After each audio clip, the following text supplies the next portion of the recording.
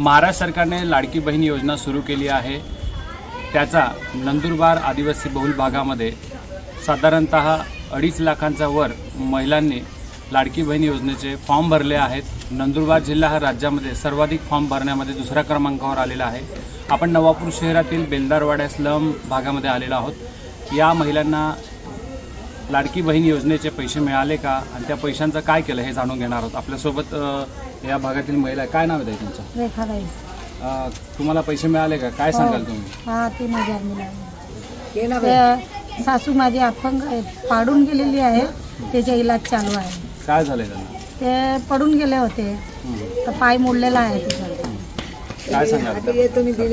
सरकारचे आभार आहे, ते देवाबाईचा आभार आहे। ते अजून इलाज चालू आहे, परत विनंती आहे, त्यांचे आभार आहे। माझ्या लाडक्या बहिणींच्या याच प्रेमाने आजपर्यंत आणि यापुढेही जनतेची सेवा करण्याची ताकद मला मिळत गेली।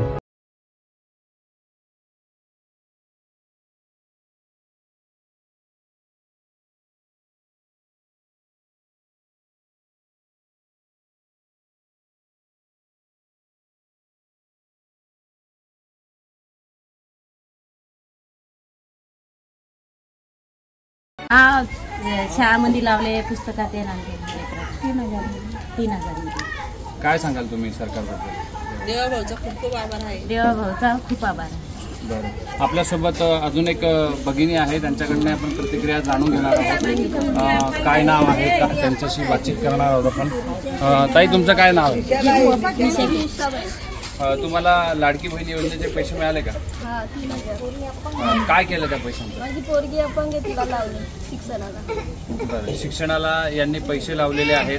त्यांची मुलगी अपंग आहे, मागे इथं बघू शकतो आपण, ही अपंग आहे, तिला ते शासनाचे पैसे मिळालेले आहेत। काय नाव तुझं? जान्हवी। बरं, या तुम्हाला पैसे मिळाले त्याबद्दल काय सांगाल तुम्ही? देवाभाऊचा खूप आभार आहे। या महिलांनी लाडकी बहीण योजनेअंतर्गत 2 महिन्याचे 3000 रुपये मिळाल्याने राज्याचे उपमुख्यमंत्री देवेंद्र फडणवीस यांनी आभार मानलेले आहेत।